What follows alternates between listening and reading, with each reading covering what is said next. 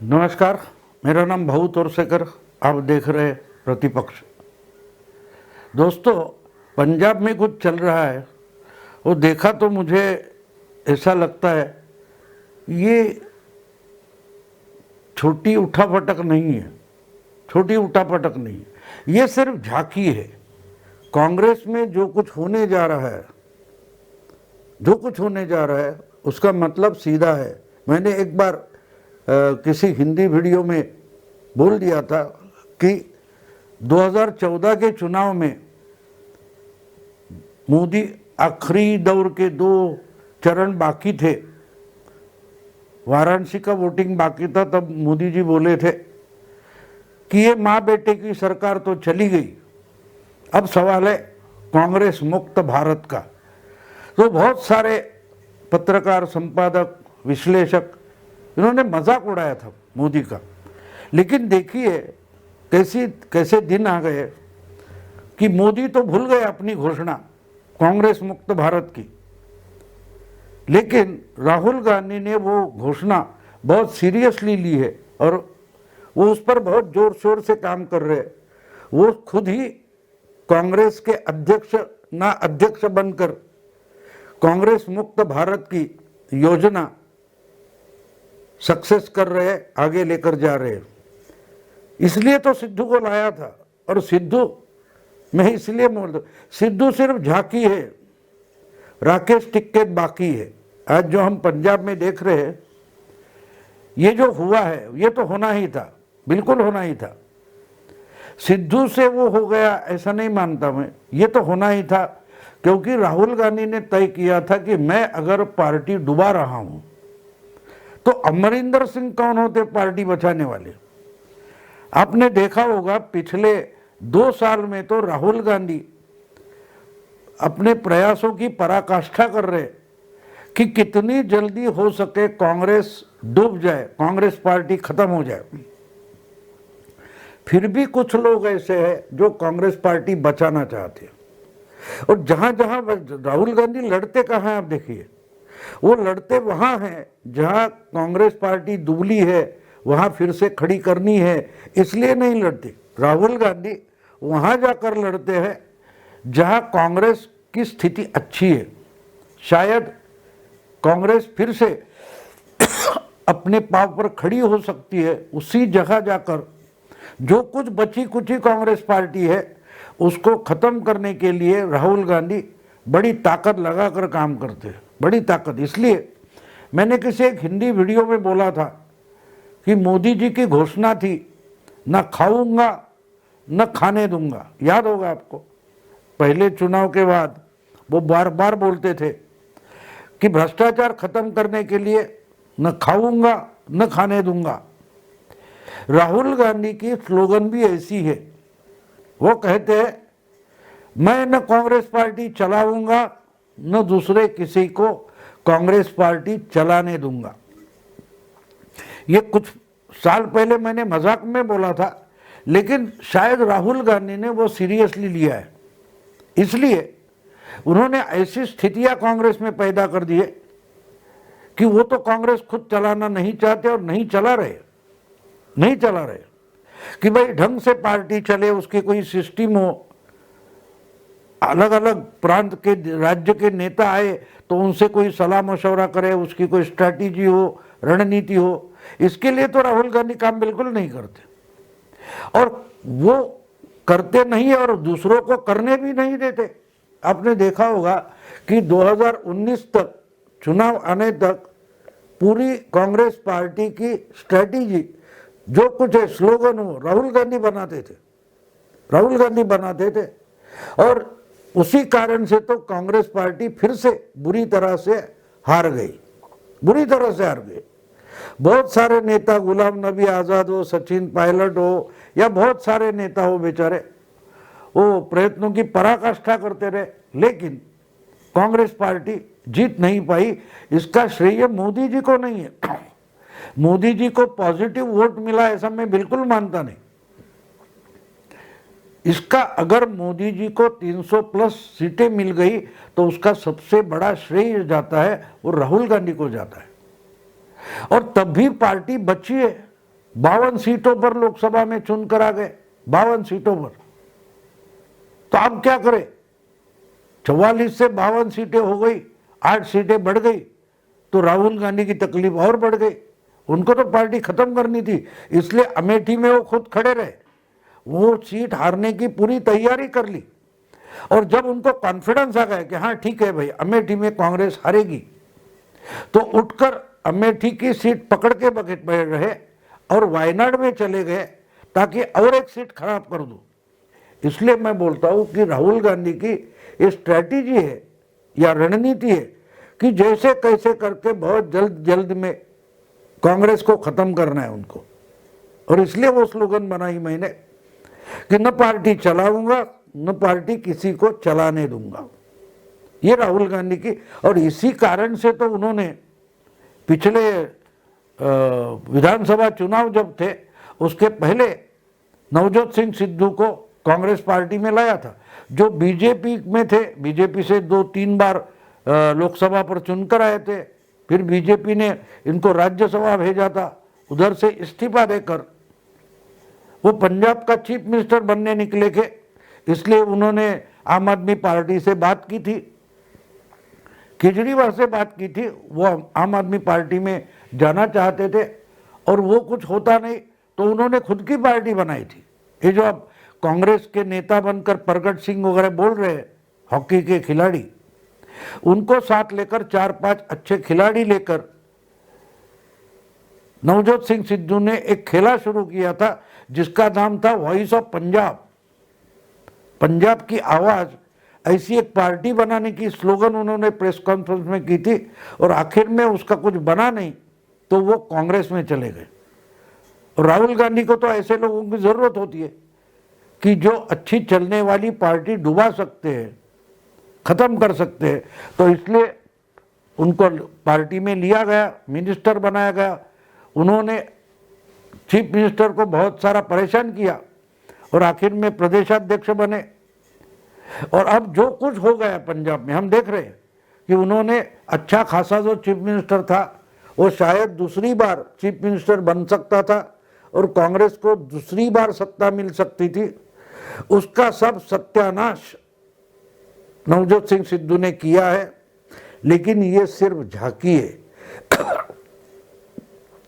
उससे बड़ा झटका कांग्रेस को और बाकी की जो अपोजिशन है जो कांग्रेस के साथ रहती है, यानी अखिलेश यादव, मायावती वगैरह वगैरह जो कोई है, उनको भी बड़ा झटका देने का प्लान राहुल गांधी ने बनाया है। और इसलिए मैं कहता हूं कि जो कुछ पंजाब में हुआ है या हो रहा है वो सिर्फ झांकी है, क्योंकि पंजाब बिल्कुल छोटा स्टेट है, 11-13 कुछ एमपी चुनकर आते हैं। तो उसके साथ साथ पूरा का पूरा अपोजिशन जो है उसको यूपी में खत्म करने की तैयारी में राहुल गांधी काम कर रहे हैं। और उसमें उनका साथ देने वाले जो है उनका नाम है राकेश टिक्कैत। जिस ढंग से सिद्धू ने अच्छी चलने वाली पार्टी चुनाव से पहले पंजाब में डुबो दी है, उसी तरीके से कांग्रेस ही नहीं बल्कि आरएलडी है, समाजवादी पार्टी है, बीएसपी है, इन तीनों पार्टियों को राहुल गांधी अलग बैठकर भी खत्म कर सकते। इसलिए उन्होंने राहुल गांधी ने अपना अच्छा एजेंट लड़ाका उत्तर प्रदेश में कार्यरत किया हुआ है, संजीवनी दी है, उसका नाम है राकेश टिक्कैत। हाँ, एक बात है कि राकेश टिक्कैत अकेले कुछ कर नहीं पाएंगे। शायद राहुल गांधी को इतना भरोसा नहीं है कि हम तो डूबने वाले हैं, कांग्रेस तो यूपी में डूबेगी, लेकिन समाजवादी पार्टी और बसपा अगर लड़ते बैठ गई तो बीजेपी का कुछ नुकसान हो सकता है, तो वो नहीं होना चाहिए। बीजेपी को फिर से 300 से ज़्यादा और 350 के आसपास सीटें मिलनी चाहिए। इसकी बड़ी भारी स्ट्रैटेजी राहुल गांधी ने बनाई है और इसलिए उन्होंने किसान आंदोलन शुरू कर दिया। उस किसान आंदोलन ने पहली बलि अगर ली है, पहला कोई शहीद बनाया है तो वो अमरिंदर सिंह है और दूसरे शहीद खुद नवजोत सिंह सिद्धू हो गए। अब बारी है यूपी की और उत्तर प्रदेश की। अब उत्तर प्रदेश में राकेश टिक्केत नवजोत सिद्धू का काम करेंगे। नवजोत सिंह सिद्धू जिस ढंग से उन्होंने पंजाब की कांग्रेस पार्टी खत्म कर दी है, वही ढंग से अपने पीछे पीछे खींचते राकेश टिक्केत पूरा अपोजिशन अपने खींचकर अपने पीछे लाकर बैठ गए और वो यूपी का पूरा अपोजिशन जो है, विरोधी दल है, उनका खात्मा करेंगे, उनका खात्मा करेंगे। यानी योगी के लिए सबसे अच्छा प्रचारक आज कौन होगा, तो वो राकेश टिक्केत है। हाँ, लेकिन राकेश टिक्केत थोड़ी ढंग से बात नहीं करते, लंबा लंबा भाषण नहीं दे सकते, मीडिया का ध्यानाकर्षण नहीं कर सकते, तो उसमें कुछ कमियां न रह जाए, इसलिए राहुल गांधी ने कन्हैया कुमार और जिग्नेश मेवानी इनको भी साथ लिया। तो अगले कुछ महीनों में पंजाब जो होना है होगा। अब तो पंजाब में कांग्रेस पार्टी बच नहीं सकती, इतना कॉन्फिडेंस राहुल गांधी में आ गया। अब प्रियंका वाड्रा और राहुल गांधी का टारगेट यूपी है और यूपी में अगले कुछ महीनों में राकेश टिक्केत को आगे करके उसके पीछे अपने दो नुमाइंदे जिग्नेश मेवानी और कन्हैया कुमार, इनको लगा देंगे राहुल गांधी और जोर शोर से कांग्रेस की प्रचार मुहिम ये यूपी में शुरू होगी और यूपी में किसान कानून जो है वो पीछे लेने के लिए जोर शोर से आंदोलन भड़काने की कोशिश होगी और उसमें राकेश टिक्केत अकेले नहीं होंगे। शायद उनके साथ राहुल गांधी नहीं रहेंगे, लेकिन जो कन्हैया कुमार है, जो जेएनयू विद्यापीठ यूनिवर्सिटी है, वहाँ के स्टूडेंट लीडर रहे, उनकी पूरी की पूरी जेएनयू की टीम कांग्रेस की तरफ से यूपी में उतारी जाएगी और राकेश टिक्केत को आगे करके चेहरा करके किसानों का बड़ा आंदोलन यूपी में खड़ा किया जाएगा और जिससे कि उसके पीछे समाजवादी, बसपा यानी अखिलेश और मायावती को भी आना पड़ेगा। और अगर ये लोग साथ नहीं आएंगे तो उनका नुकसान नहीं होगा, लेकिन उनको तो आना पड़ेगा, क्योंकि अगर मुहिम जो कुछ कैंपेन चलने वाला है वो अगर योगी आदित्यनाथ के खिलाफ होगा, बीजेपी के खिलाफ होगा, तो अखिलेश और मायावती को उनके साथ होना ही पड़ेगा। और जबकि ये दोनों साथ हो जाएंगे तो इनका भी चेहरा राकेश टिक्केत बन जाता है, इनका प्रचारक कन्हैया कुमार बन सकता है। और अगर ये शुरू हो गया तो बीजेपी के लिए और योगी आदित्यनाथ के लिए यूपी का चुनाव कितना आसान हो सकता है, इसकी आप सिर्फ कल्पना कीजिए। इसलिए मैंने शुरू से बोल दिया कि जो कुछ पंजाब में हुआ है वो सिर्फ झांकी है, पूरा खेल जो है वो यूपी में खेलना बाकी है। राहुल गांधी को मालूम है कि उनकी पार्टी तो आने वाली नहीं, उनकी पार्टी तो खत्म होने वाली है और होना ही चाहिए, लेकिन वो अपनी पार्टी अब नहीं खत्म करना चाहते। राहुल गांधी का टारगेट जो है कि पूरा का पूरा अपोजिशन है, मोदी का अपोजिशन जो है उनको खत्म करना, यही राहुल गांधी का सबसे बड़ा टारगेट है। वो हमेशा दूसरों को बोलते कि कर्नाटक का चुनाव था तो जनता दल सेक्युलर बीजेपी की बी टीम है, कई और चुनाव होते तो एमआईएम और ओवैसी को बोलते कि ये तो बीजेपी की बी टीम है, और कहीं जाकर बोलेंगे यही बोलेंगे कि दूसरा शिवसेना बीजेपी की बी टीम है, एनसीपी बीजेपी की बी टीम है, सीपीएम बीजेपी की बी टीम है। ऐसा राहुल गांधी हमेशा बोलते हैं, लेकिन असल में हम देखेंगे तो राहुल गांधी ही बीजेपी की बी टीम है। राहुल गांधी ये बीजेपी का बी प्लान बन गया। जहां कुछ तकलीफ हो सकती है उस जगह बीजेपी जानबूझकर राहुल गांधी का इतना हवा बना देती है और उनको बड़ा करने की कोशिश करती है, उनको टारगेट करती है, ताकि पूरा मीडिया और अपोजिशन राहुल गांधी के पीछे इकट्ठा हो जाए। और जब हो जाता है तो बात सीधी है, राहुल खुद का भी नुकसान करेगा और अपोजिशन का भी नुकसान करेगा।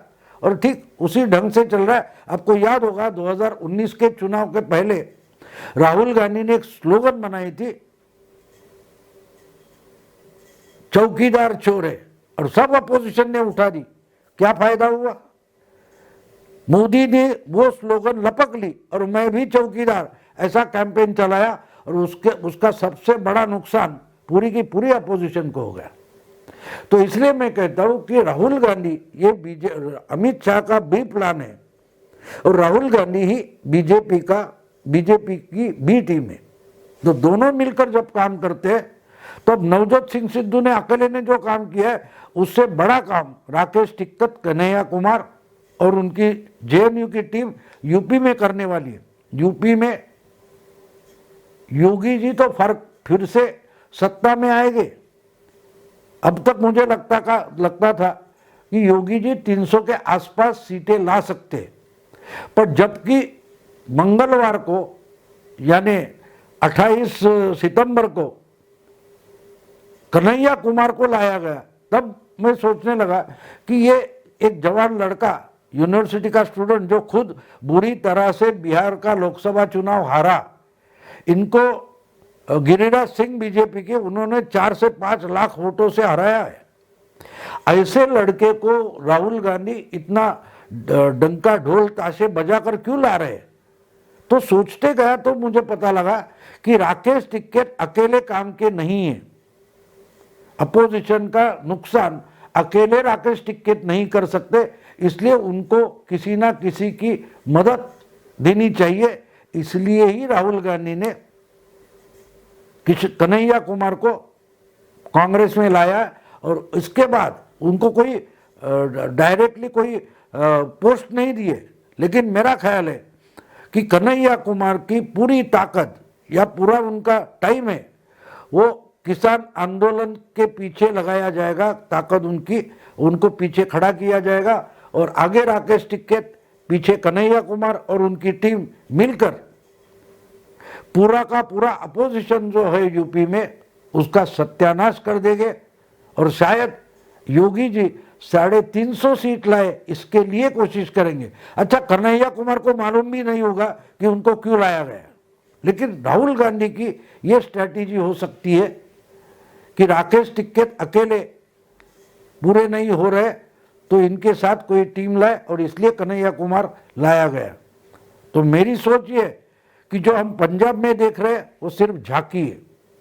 बड़ा तमाशा बड़े स्टेट में यानी यूपी में होगा, और वहां कन्हैया कुमार नवजोत सिंह सिद्धू से आगे बढ़कर पूरे अपोजिशन का बहुत भारी नुकसान करेगा।